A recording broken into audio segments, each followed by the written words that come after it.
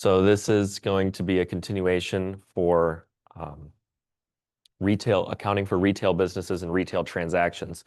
Uh, Yesterday or on Tuesday, we went over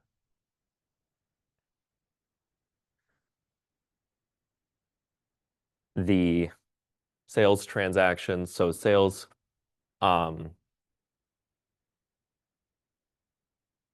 and recording accounts receivable, sales, and then cost of goods sold, inventory as our basic two entries for any sales transaction. And then purchasing inventory and accounting for any refunds payable, coupons payable, things like that. And we're going to continue with talking about freight terms. We talked a little bit about this on Tuesday, but the FOB shipping point means that the title transfers at the shipping point at the seller's location. As soon as it's basically given to the shipping agency or the delivery agency, or it gets on the truck, then it's the customers. That's when the revenue is recognized. That's when the purchase is recognized by the seller.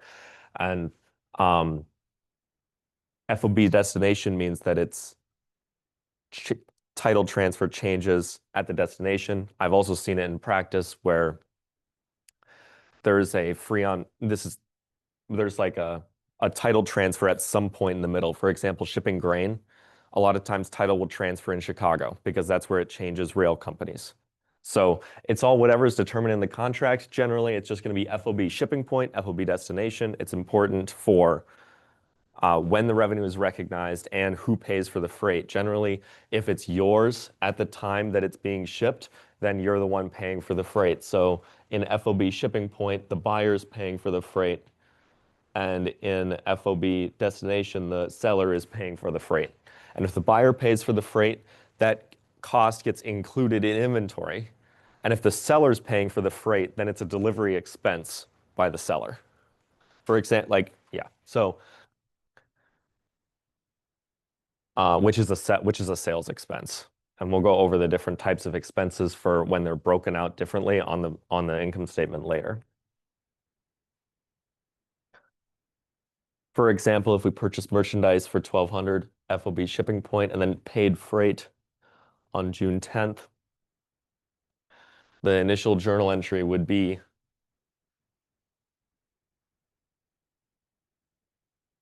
on June 10th, debit to inventory, credit to accounts payable, and then the shipping cost would be an additional $50 that gets added to our inventory balance.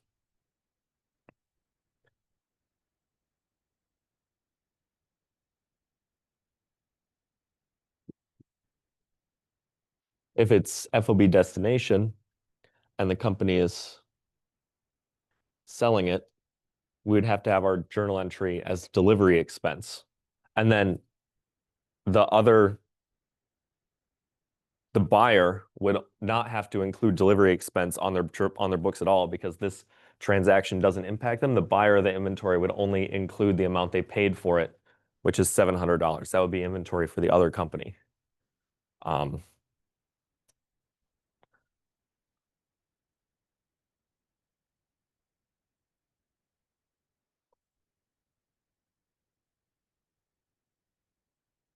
And even if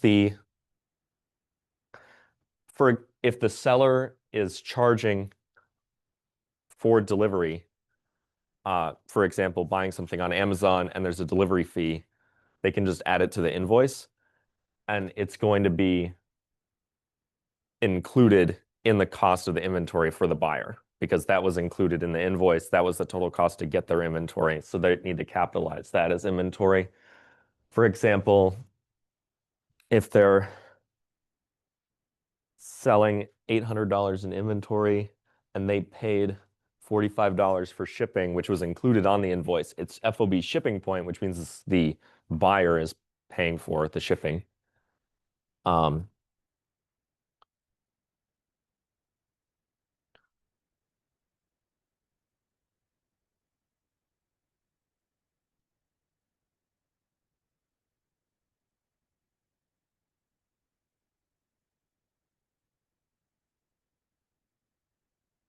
The journal entry for making that sale, though, would have to include an additional $45 that they paid for the shipping. So they have the regular journal entry for accounts receivable, debit, sales, credit, and then cost of goods sold. This $45 was an additional shipping cost included on the invoice. It's not revenue for them because it's just a delivery expense. So you debit when they pay it in cash, they're paying UPS or whatever. They have to credit cash that reduces cash, debit accounts receivable, but there's no revenue involved in that transaction. And then when they collect the $845, that's the total on the invoice, they'll reduce their accounts receivable by the same amount. But this just needs to be done so it keeps track in the books that Planter Company owes them the $45 and the cash went somewhere. But it's not revenue.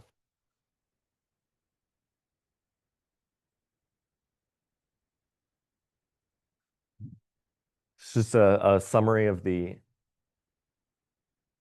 um, inventory transactions and what shows up in our T accounts. Purchases, freight, and customer returns increase our inventory, which is a debit. Purchase returns and allowances, so returning inventory and selling inventory reduces our inventory balance. Estimated returns inventory is our accrual for inventory we estimate to be returned. And the adjusting entry for estimating that on our books increases it, and then it's reduced by actual customer returns because then it goes from estimated into actual inventory that we have on hand. And then cost of goods sold increases when goods are sold, and it reduces when we accrue for our estimated returns, or if inventory is returned but hasn't been accrued for yet. But you could also just record a customer return in the regular, in reality, what's done, right? Returning a customer return, if you're not doing an accrual, reduces cost of goods sold. But we're always going to do that accrual. And so the accrual activity and the return activity during the year gets captured as part of the accrual. So only the accrual and then the net change in the estimated amount for the accrual would reduce your cost of goods sold, and then that would include the actual customer return activity. But we just need to do the accrual to match the revenue. We just need to estimate what percent of the revenue is going to get returned, because that has to be recorded in the same period as the revenue. So that's the only thing that impacts cost of goods sold because of the matching principle, is the accrual. The actual return is irrelevant. It eventually all evens out like towards the end of time. However, like when the return period expires, then it would all be the same, right?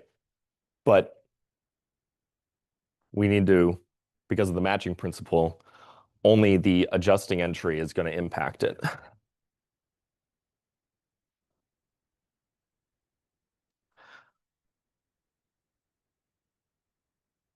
think we've already gone through a bunch of transactions.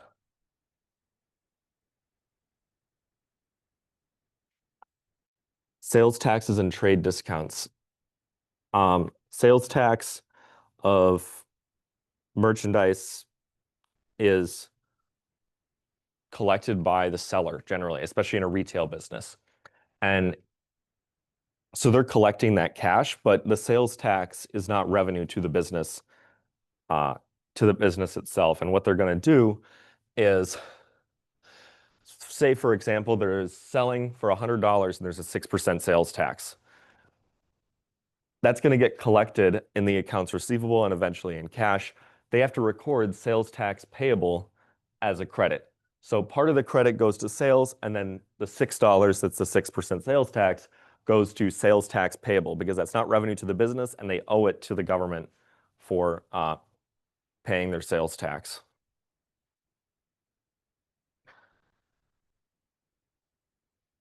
And then once they actually pay the sales tax, then it reduces their liability and then they credit the cash, reducing the cash.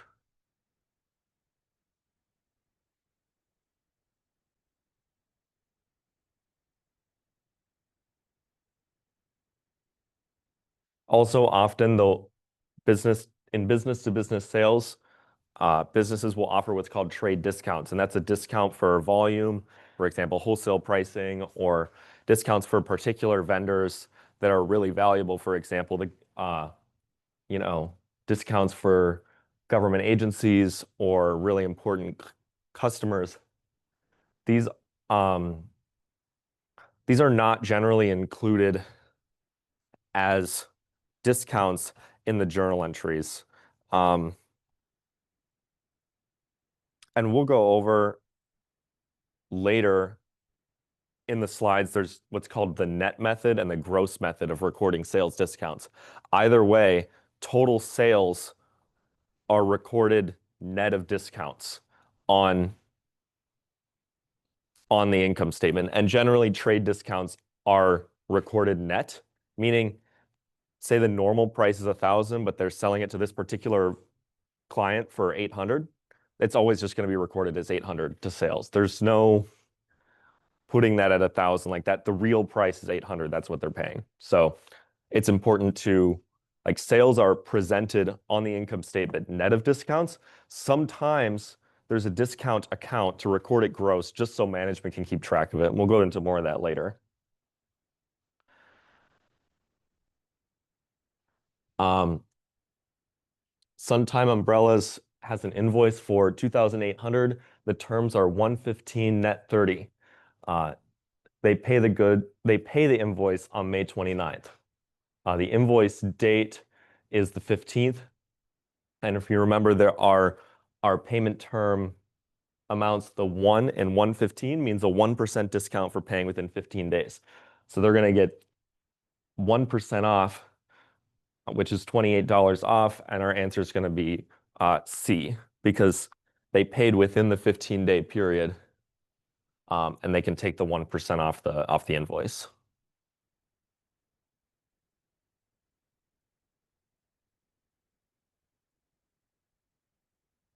If there's a return, the amount gets taken off of the invoice, and then the discount is applied to the net amount. So, for example, in this, we have 210 net 30, and they paid within the discount period. So the total invoice is 1,100, and they're going to pay 2% off the 11,000, I mean. And because it's a perpetual inventory system, the amounts is going to get added right back to inventory.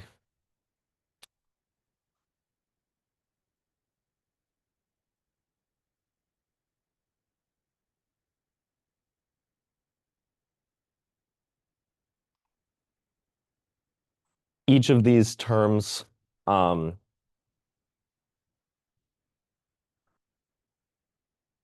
one of these suppliers has a lower price but a lower discount, and then another supplier has a larger discount but also charges for freight. Which of these is going to be less expensive? The reason I included this example is I just wanted to clarify that the freight cost generally doesn't have the discount applied to it. Only the actual invoice amount has the discount, unless, of course, it says otherwise in the problem, right? Because we're doing accounting and we just have to adhere to whatever business reality exists. If the business is offering a discount on freight, then there would be, but generally there is not. So the cheaper amount would be the cheaper sales price, but just the calculation involved, right? Taking 1% off, 2% off, and then adding 200 for freight. It's important to know how to calculate the net cost of the invoice that gets paid in cash.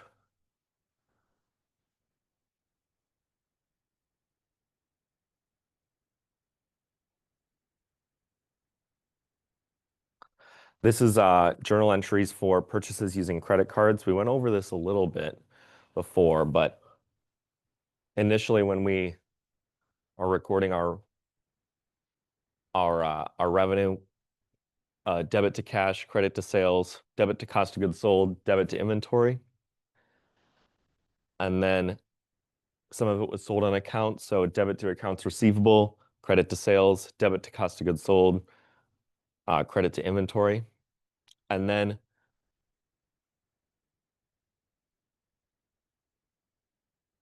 recording our MasterCard and Visa sales. Um, we get a statement and the cash and everything, and it totals up to 475,000. So debit to cash, credit to sales, debit to cost of goods sold, credit to inventory.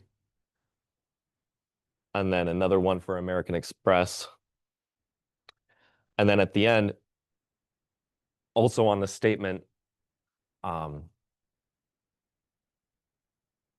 they give us the credit card expense that was deducted from the cash that was paid to our account, and that expense is 13,450. This is recorded as an expense to us. This isn't a discount to the customers that's recorded net to sales. This is an expense incurred by the business. It has to be recorded as such.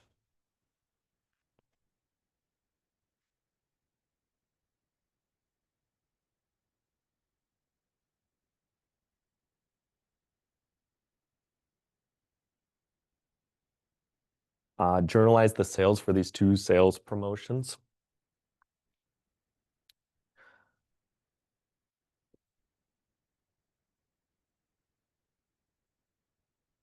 For the first one, we have a list price of $175, and there's a $5 coupon clipped out of a local newspaper, which is something everybody can have. It wasn't attached to a receipt or anything, so there was no liability recorded previously. This is only related to this sale. And so we just take the $5 directly off of the sales price. And then the cost of goods sold is the cost of the merchandise. Selling merchandise to Chris for $50. We have a $2 coupon at the bottom of the receipt, and this is part of an existing promotion. So we're going to record the sale as normal, but this is going to have to be included in our coupon payable accrual later for this promotion. And the coupon still is going to reduce our sales at the end of the day, but we have to estimate how much of these coupons are going to be redeemed, and that coupon, right, that $2 off coupon is attached to the receipt. That was used to help sell the $50 item, and that has to be recorded in this period. So we make our coupon accrual, which we estimate that there are 12,500,000 estimated sales receipts printed in the period, and each of them had a $2 off coupon. And we estimate that 15% of them are going to be redeemed. So we have to reduce our sales by that amount for this period, and then create an estimated coupon payable liability. And then we will reduce this liability as the coupons get used. If it's in this period or if it's in the next period, it's going to reduce that amount of coupons payable. And then when the coupons expire, we will adjust our sales up or down to correct it up to our estimate, right? Because it's always going to be different than the 15% estimate. And so if more people redeem the coupon, then that's going to reduce our sales even more. And if less people redeem the coupon, then it's going to increase our sales. But that's all going to be done later when it actually expires. This has to be recorded now with our best guess of how much coupons are going to be recorded.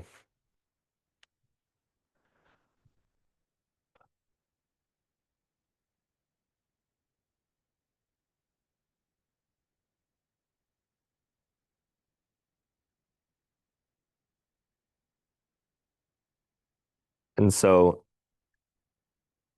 using the coupon promotion in this problem, say in the next period that we have 1,400,000 of the coupons redeemed, and they're each worth $2. So the coupons payable liability is going to be debited, reduced for the $2.8 million. The sales, the total cost of them, like the total amount sold of merchandise was $40 million, but then the customers only paid $37 million in cash because they used the coupon, the $2 coupon per item. And so we're going to get less cash. And you might think that this would be the revenue for this period, but the revenue has to be increased because this reduction in revenue because of the coupons was done last period. This period earned the 40 million in sales. That wasn't like, so that's why we record it in this way. And then our cost of goods sold is going to be recorded as normal, which is the cost of the goods that's given.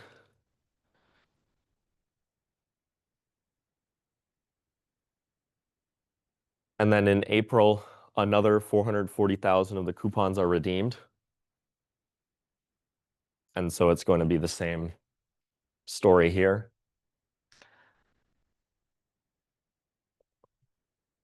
And then, right, what's the balance of our coupons payable account going to be? We had 3.7 million, 3.7 million initially recorded, and then 2.8 million were used, and then another 880,000 were used. We're going to end up, we still have a credit balance of $70,000, which means that less coupons were used than we initially thought. And this is going to have to increase our sales. So we have our T, if you can imagine, we have our T account, and we have our initial accrual, which is a credit, and then we're debiting the coupon payable account every time a coupon is used.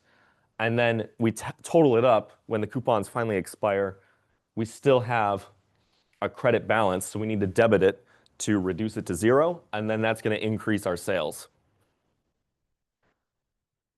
And that increase to sales is going to be in the April period, even though the coupons were issued back in December, because this is just an adjustment to our estimate. And that's just carried out as we go going forward. We're not going to restate our financial statements for last year just because we were wrong on our coupon estimate, right? That's just a going forward. That was our best guess at the time. Going forward, our sales and our assets have to be accurately estimated. Delta Airlines has a SkyMiles program, and if they value their miles at 1.2 cents per mile, and they sell a $500 ticket for 1,500 SkyMiles. So they're going to have to record $18 of this as a SkyMiles liability. And if you think about this, would also be a deferred revenue transaction to begin with. So our initial debit would be $500 to cash, and then we would credit $482 deferred revenue, and then $18 would be the SkyMiles liability, would be our credits in that. And then as miles get used up or expired, then that would reduce our miles liability. And they also do have an estimate of the miles that will never get used, even if miles never expire. Delta still has an estimate out there of how many of these miles are never ever going to get used, and that's adjusted constantly as you go.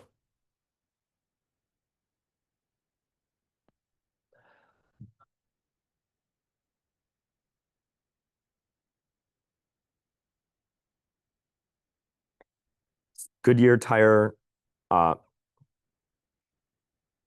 published a promotion, $25 back with purchase of 4 tires via prepaid MasterCard. There's a $100 tire with a 5% sales tax. So the rebates are recorded when purchased by the customer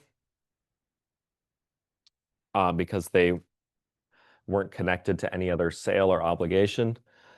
The sales tax incurred is 5% of the price of the item, which is $24.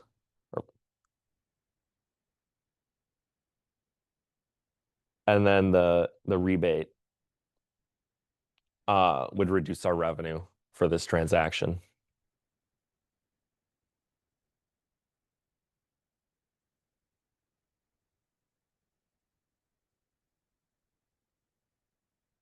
In this example, we have a initial initial purchase of 18,500 and a cost of goods sold of 11,200, and then they return 4,000 of the invoice that cost 2,350.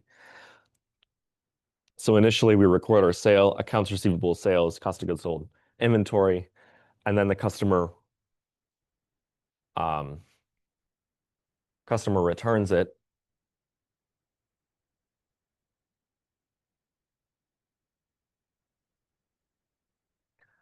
And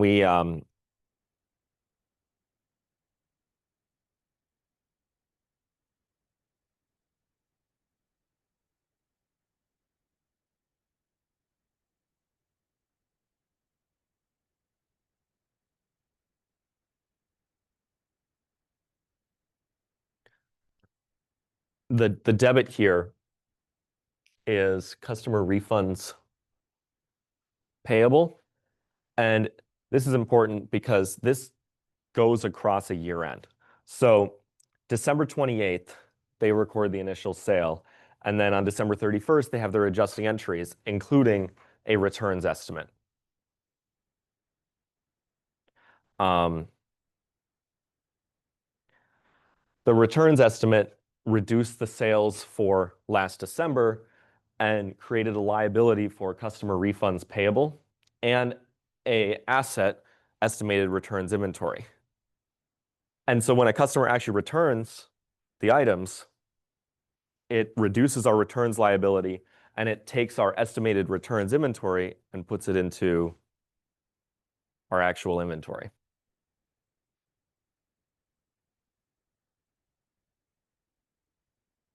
And then when the customer actually pays the invoice, they're paying the remaining amount.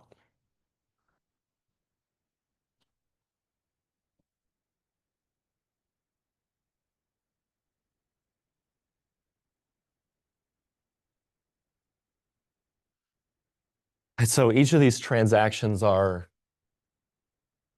this is our T accounts general ledger for a number of sales transactions. The first transaction, number one, that's our initial sales accounts receivable. Number two is cost of goods sold and inventory. And then three is a debit to refunds payable, a debit to accounts, or a credit to accounts receivable. That's a customer returning the inventory. And so it's reducing our refunds liability that we already accrued for separately. So that reduced our sales separately already. And so we just need to debit the refunds payable. And then the return of the inventory from estimated returns inventory into our on-hand inventory. And then number five is the payment, cash of 10,500, and then the reducing our accounts receivable.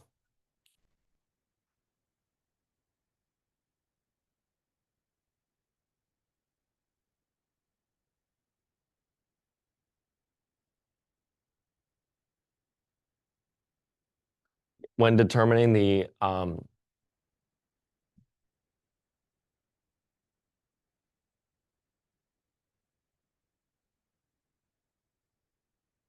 amount paid on each invoice, for the first invoice, we have a $32,000 invoice and then a return of 1,600. So then our net invoice paid was 30,400.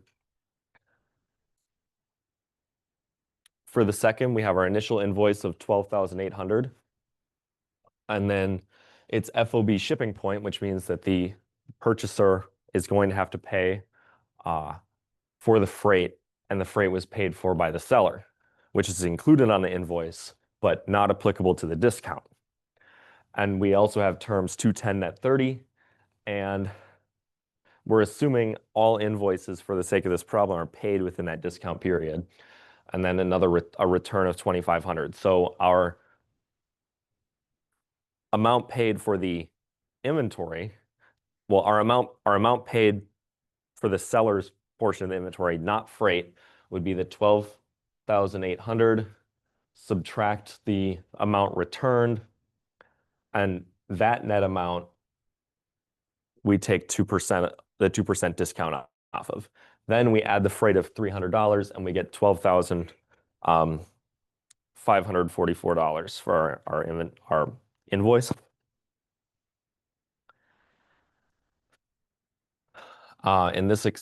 For C, we have a $21,000 invoice. It's 110 net 30, so there's only a 1% discount and a $4,000 return. So we take our balance of 17,000, take 1% off, and we get 16,830.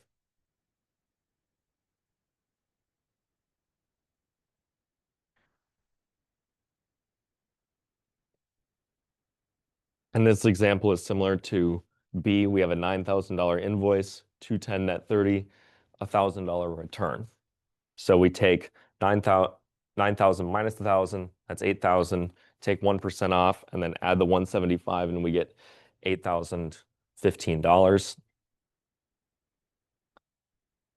And the $77,400 invoice is 110 net 30, no returns. We just take 1% off the invoice because we're assuming it's paid within the period.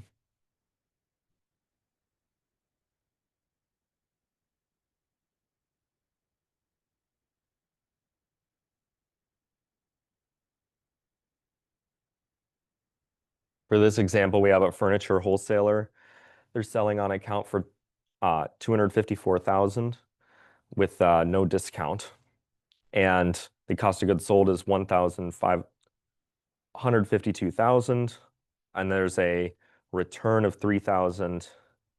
The cost of the merchandise returned is 17,500. So we're initially going to record our entry for the amount for the sales price and then the cost of the inventory sold. And there must have been a typo here. But the customer refunds payable is $30,000, and that reduces our accounts receivable. And so then the inventory gets reduced, or the inventory increases on hand because they returned the estimated inventory.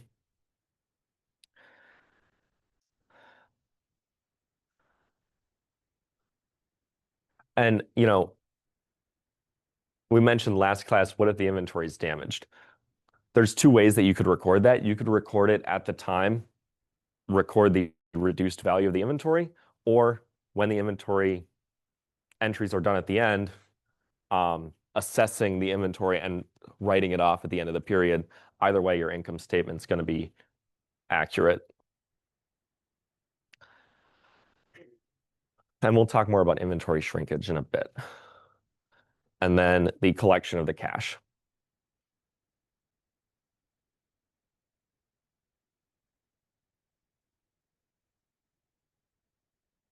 I think we've gone through enough examples, but so in this case,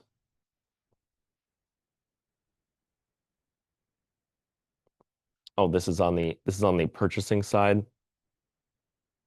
So they purchased the inventory, returned some of it, reducing their inventory, reducing their accounts payable, and then they paid the accounts payable. Journalize these sales tax entries.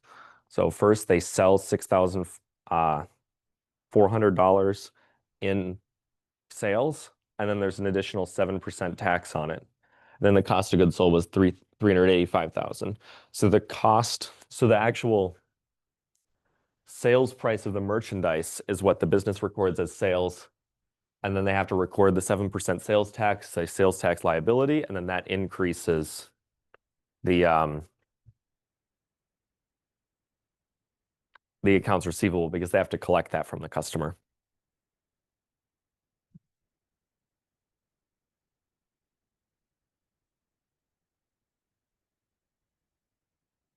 And then when they actually pay the sales tax to the municipality, then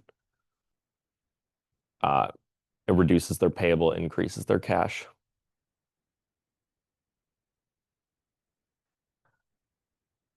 There's a number of, adjustments that we make at the end of the period, and that's inventory shrinkage and customer returns and allowances.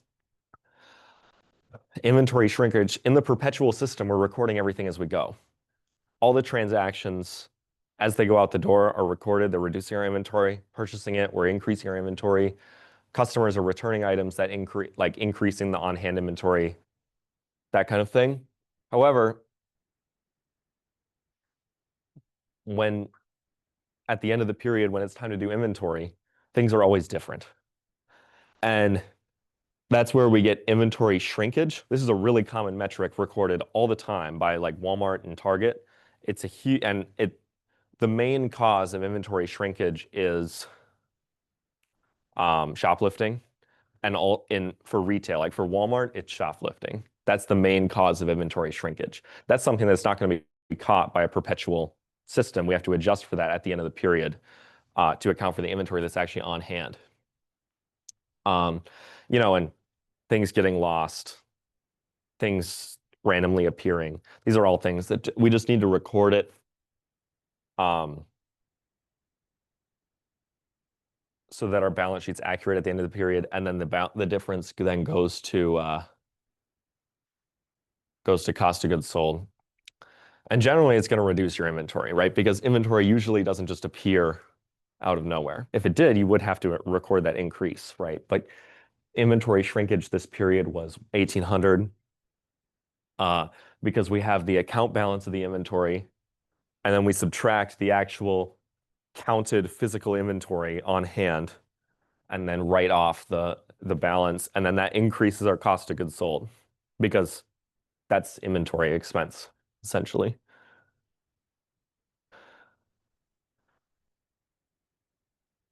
And a lot of times it is recorded in a separate account that gets wrapped up into cost of goods sold on the financial statements, but it all depends on what the chart of accounts is. Especially because it's so important to retail businesses with tight margins and things like that, they will report it separately. And like in the notes, in the discussion, they'll report it, but not on the face of financials usually.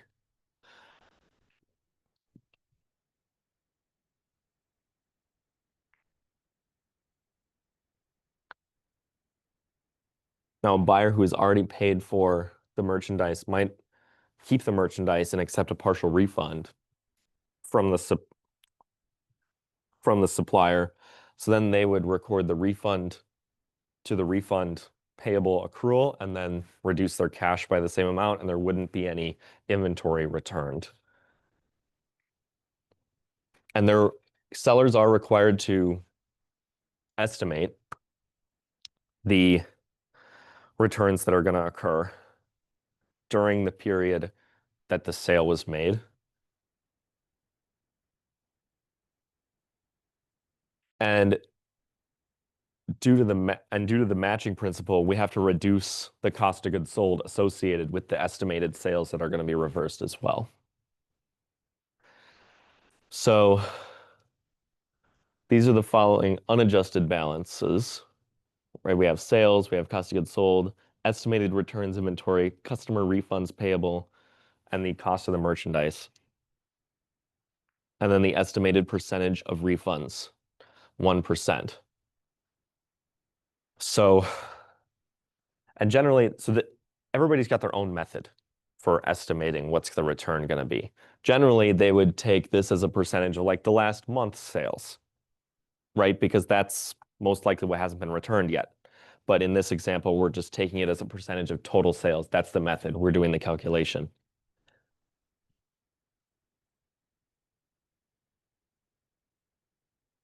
In this scenario, we're also including the $5,000 of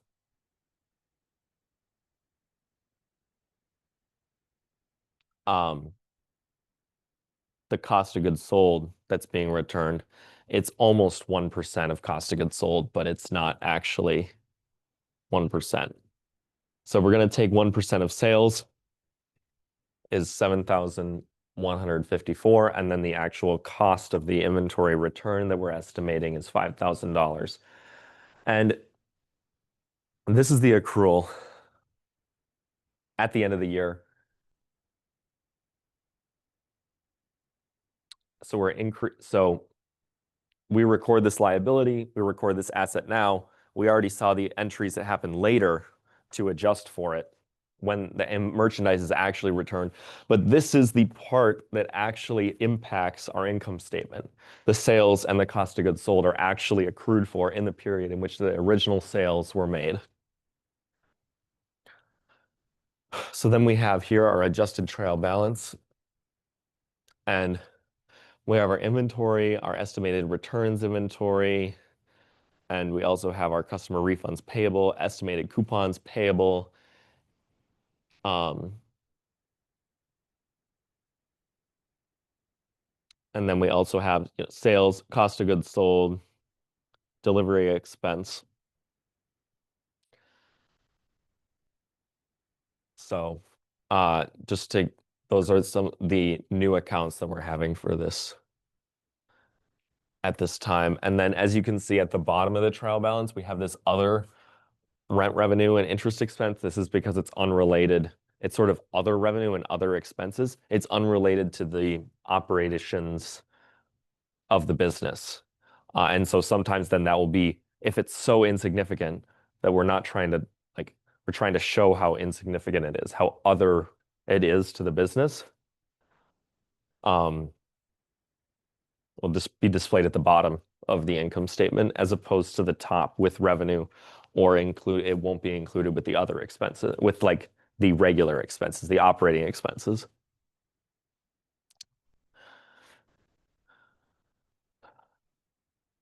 At the end of the period, an adjusting entry is recorded for inventory shrinkage.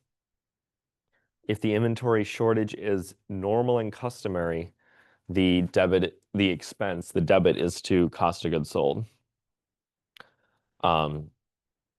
If it was considered like a really abnormal event, which is never really the case, it could be recorded to some other specific account that they want to just draw attention to in the financials, but that would be a whole disclosure thing.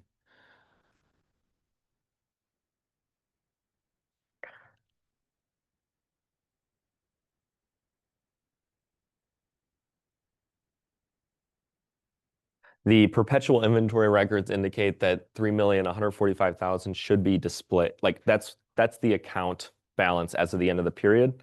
However, they count it all up and they only have 3,113,500. So the shrinkage is going to be the difference to write it down to the actual physical amount that they have. And that's going to increase our cost of goods sold by 31,500 and then decrease our inventory to the real balance.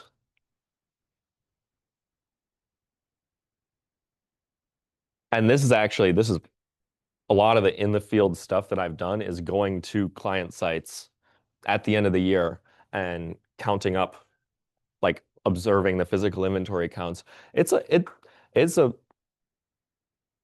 very fun thing, I guess, to do as an auditor. You get to have one day and you see all the things that are happening at the factory, at the business. I've counted everything from grain to car parts to plastics factories. It's really cool to be somewhere where there's a million muffin tins. And thankfully, we didn't have to count them by hand. But, it's really important to connect accounting to what's actually happening in the business. And I think that this really does that. It connects the inventory, it writes down the inventory to what's actually there and on hand.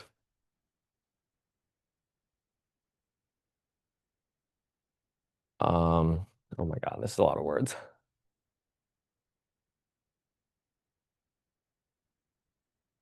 So the company initially had 1.8 million in sales, and they're estimating 1.5% of sales are going to be returns.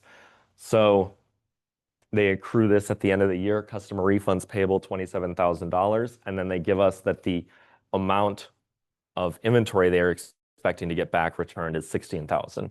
And so that's going to reduce our cost of goods sold, and then the sales is going to get reduced by the refunds that we are estimating. And then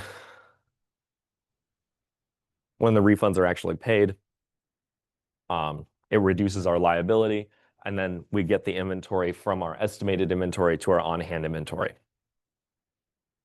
And this is all just a timing difference. This accrual, it shifts, it reduces our sales this year, but it increases our sales next year by doing this. Because if we didn't have that accrual, or if we didn't do it correctly, our sales next year would be different because the difference does get adjusted to sales eventually. And the same with inventory and cost of goods sold. Because if we didn't do the accrual, then when the customer returned it, we didn't have a liability. The debit would be cash in the next period, which would misstate both periods' income statements.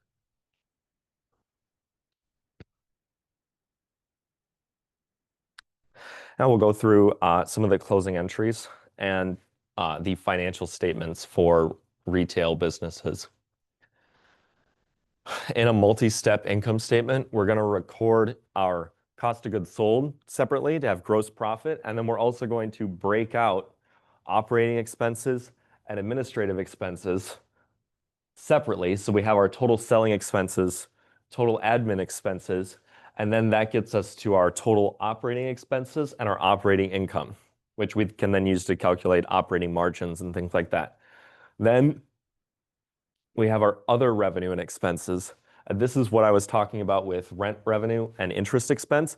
That's often recorded at the bottom separately because it's not related to the rest of the business. And reporting is, at the end of the day, it's to judge management for how good of a job they're doing. And these items are considered less important for how good is the manager doing of the operations of the business.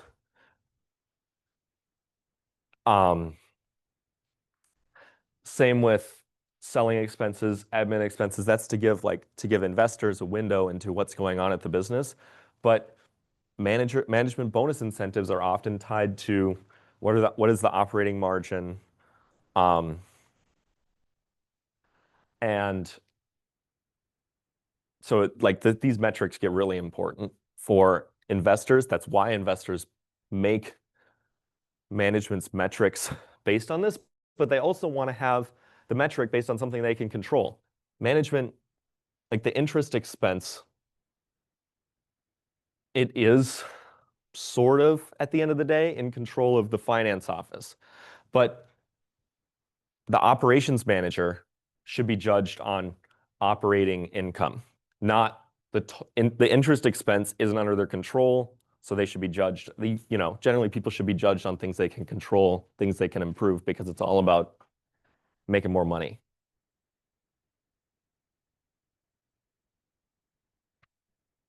The excess of sales over cost of goods sold is our gross profit. And then our operating income is our income from operations. We deduct our selling expenses and our admin expenses from cost of goods sold to get our operating income. And then our sales expenses is related to selling the merchandise. Admin expenses are just the general operations of the business, like all the headquarters stuff, all the HR, all the accountants. And then we get our operating income. Other revenue and expenses, this is stuff that's unrelated to the general operations of the business. And then the net impact to net income then is reflected in net income on the bottom line.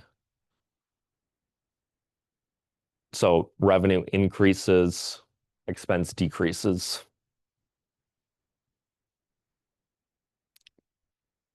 And as you can see here, we don't even have, sometimes there isn't even a line for total other revenue and expenses. It's just this little insignificant thing here. The 1,800, that's the net impact to net income.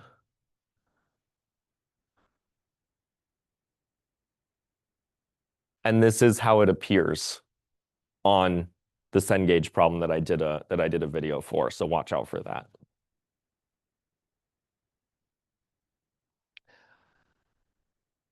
So here's another example. This is a single step income statement where we just record our revenues at the top. All see the rent revenue is included. So we're not separating everything out. However, the line items are the same. We still have our sales, rent revenue, and then cost of goods sold, selling, admin, interest, but it's a single step. So it's all just, here are our revenues, here are our expenses, here's our net income. There's no separate totals for gross profit, operating income, other income, etc. And then the statement of owner's equity is going to be exactly the same because it's still just investment, net income, withdrawals by the owner. And the balance sheet, we're going to have our inventory and then our accruals for returns.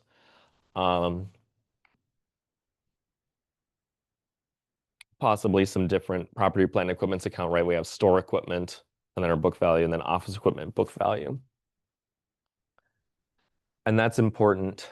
Oh, and then our liabilities, we have our refunds payable, coupons payable.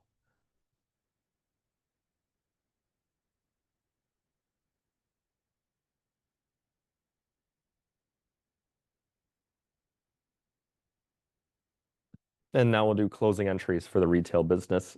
This is going to be exactly the same as our closing entries for uh, the last chapter's accounting cycle. We just have more accounts.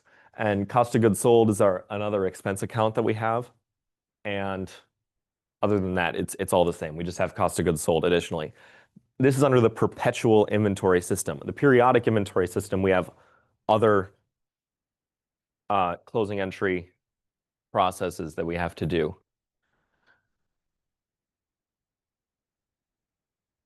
But right, we have to zero all of our temporary income statement accounts out for the end of the period. And this is exactly the same as before under the perpetual inventory system. And then post-closing trial balance, we only have our balance sheet items.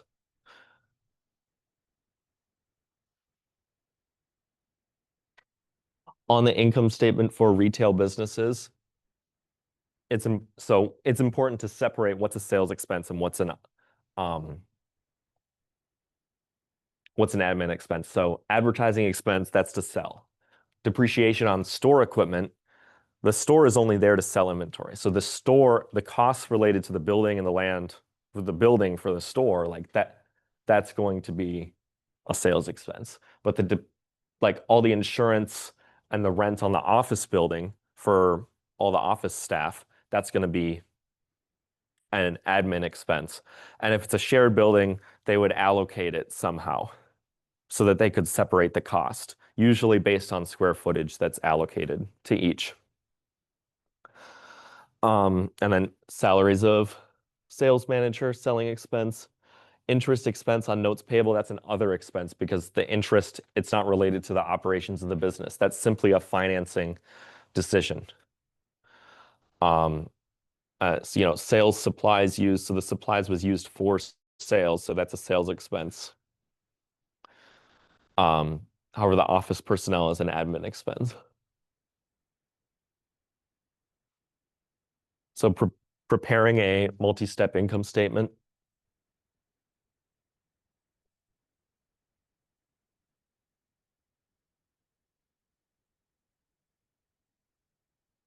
We just have to aggregate our right? We have our sales, selling expenses, cost of goods sold, administration expenses, and we total that all up and we separate it. So we have our sales, cost of goods sold, gross profit, and then we have our SG&A with sales and general and administrative expenses. That's also known as SG&A, sales and general administrative expenses. And so that often is abbreviated to that on a 10K. Then operating income, and then our other revenue and expenses. And then sometimes if there's taxes, then there'll be a taxes amount and then a net income after that.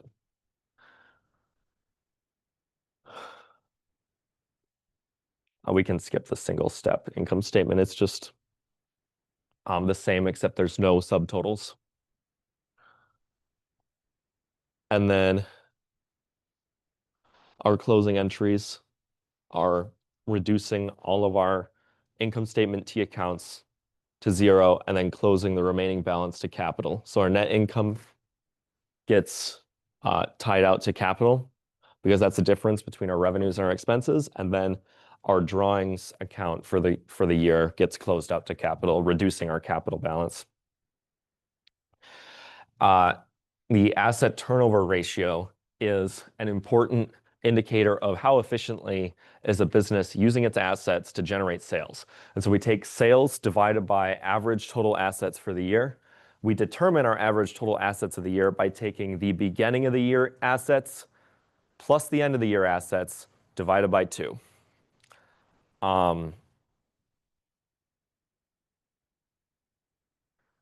For example, we have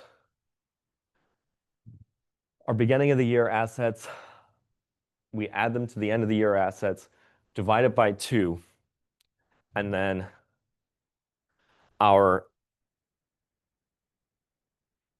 asset turnover ratio is 1.27. Generally, a higher asset ratio is better because it means that the business required less. We want to have the least total assets to generate the most revenue because our assets equals our liabilities plus owner's equity. So if we have more assets, we need to have more debt or more investments by the owner, both of which are costly, right? It's burdensome for people to invest in a business. It's not really good to have a lot of debt as a business. So lower assets, higher sales is generally a good thing for a business to have. And so we want it's an efficiency metric. How efficiently is the business using the capital? And so it's, the calculation is just to get the average, we add the beginning, add the ending, divide by 2, that's our average. And then it's sales divided by the average. We have to use an average. We can't just use the end of the year because the end of the year is just a single point in time. The income statement is a period of time. So we have to use the total throughout the year amount to be sort of fair.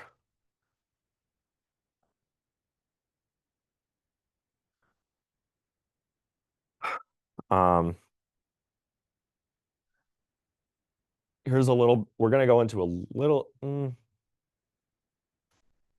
little bit more detail on sales discounts. Remember, we talked about the gross method and the net method.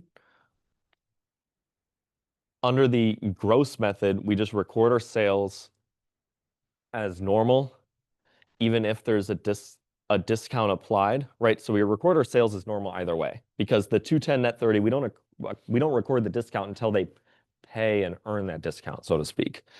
However, oh my God. Under the gross method, we record the discount to a separate account. Remember when under the net method, right before we recorded debit to cash, debit to sales, that the discount of $360 would reduce our sales. Under the gross method, we have an account called sales discounts, and that's a sales contra account. Remember how accumulated depreciation is a contra account to buildings or equipment or things like that? Sales discounts is a contra account to sales. And so it reduces our net sales, but we record it separately just so the salespeople can know how much discounts are being taken. It's just a record keeping difference. Under the net method, the accounts receivable is recorded initially, reducing the sales amount. And then when they pay,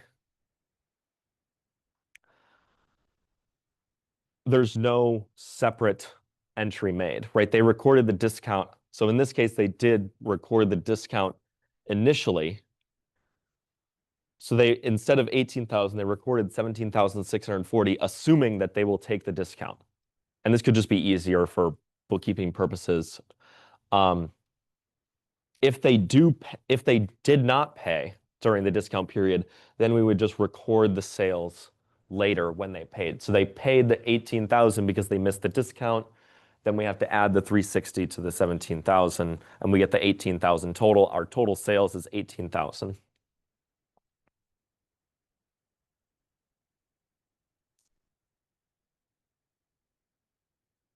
The net method is generally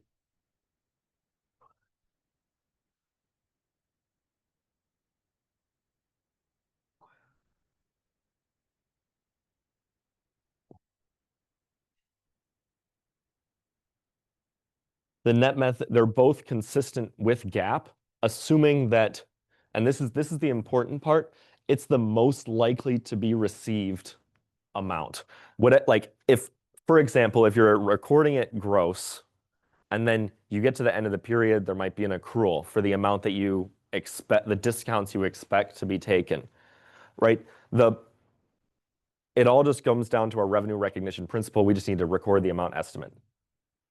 I want to quickly go over the periodic inventory system. We still have 10 minutes, and that should be more than enough time. So this is an alternative record-keeping way to keep track of inventory, different than the perpetual method that we've been going over. And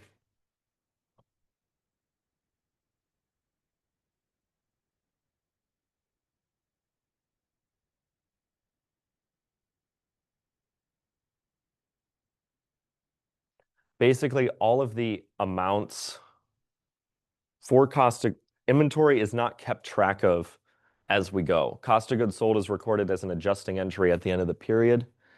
And we just record our invoices as a debit to purchases.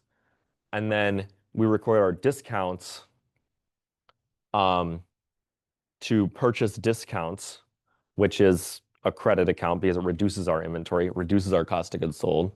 And it'll make a lot more sense when we go through actual examples, but we have these additional accounts: purchases, purchase returns and allowances, purchase discounts, and freight in. These are all recorded as separate accounts in the periodic inventory system.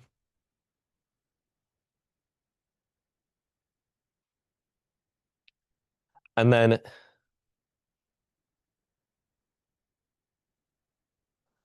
we record all of these amounts to our individual accounts. And then at the end of the period, the physical inventory on hand is our ending inventory. And so we have our beginning inventory. And then we have all of these things that happen during the year. And it's easier to explain like this. We have our beginning inventory at the beginning of the year. Then we have all of the things that happen during the year: purchases, purchase returns and allowances, purchase discounts, net purchases, right? That's our net purchases of inventory, and then our freight in. This is the total cost of the merchandise purchased. So we say, okay, beginning of the year, we had this much inventory.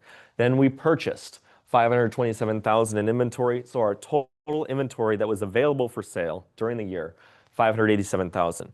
Then we have our ending balance of inventory is 62,150.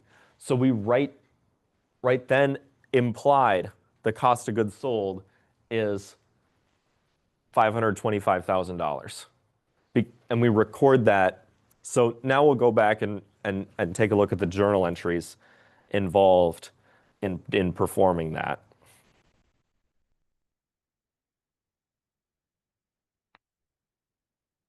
Purchases are a debit because they increase inventory, increase cost of goods sold. Purchase discounts reduce cost of goods sold and inventory available for sale, that kind of thing. And that they're a credit. So purchases are a debit, purchase discounts are a credit, returns and allowances are a credit, and freight in is a debit because that increases our cost of goods sold as well. Um,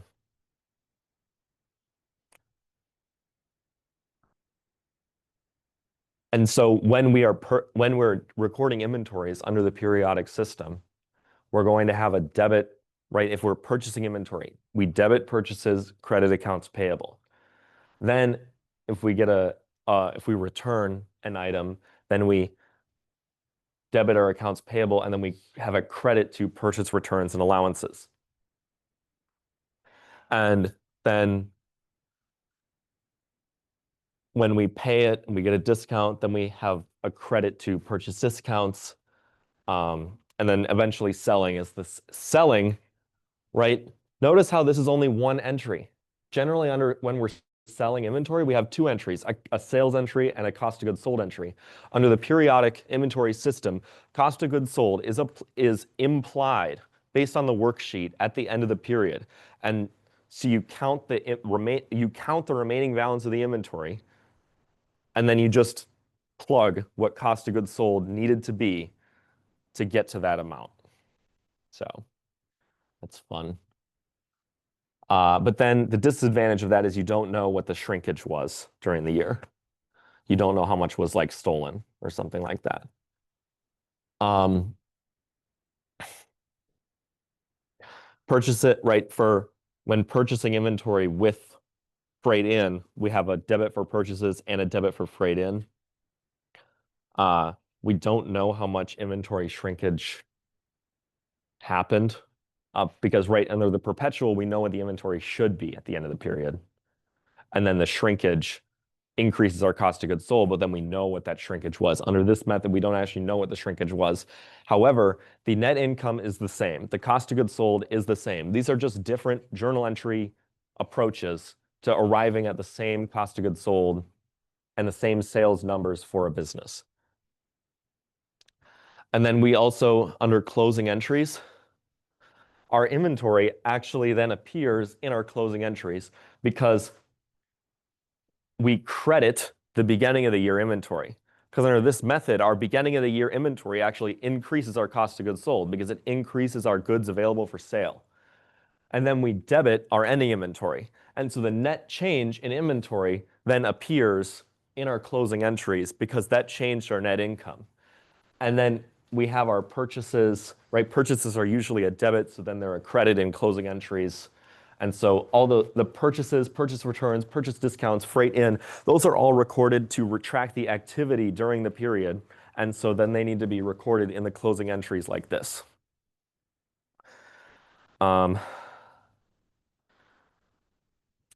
So these are some more journal entries under the periodic inventory system. And our initial purchase, we have debit to purchases, credit to accounts payable, then a debit to freight in, credit to cash, debit to accounts payable, credit to purchases returns. That's when we're returning something. And then sales, we record our sales, but we don't record anything for cost of goods sold. And then we have our delivery expense, accounts payable, purchase discounts. Often, the only time I've actually seen this be used in a business is a commodity. Selling grain, selling thousands of tons of fertilizer or something. It's easier. They know how much they sold. They know how much they should have. But actually recording the cost of goods sold is difficult to do as you go because it's such a commodity in nature. So that could be a time when doing this. A lot of but like retail, like that's a retail business, buying bulk, selling bulk, and then it reduces the bookkeeping load. And there's really no one's going to steal like a metric ton of grain from you. So it can be it's all just based on the needs of the business. Does anybody have any questions on what we've gone over today? Um,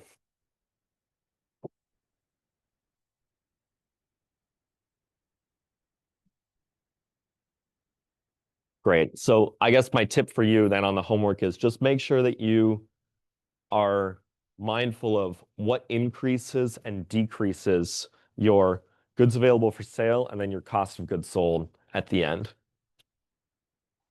This chapter is very detail oriented. Um, so just make sure to keep an eye on the wordings of things in the homework. Thanks, everybody.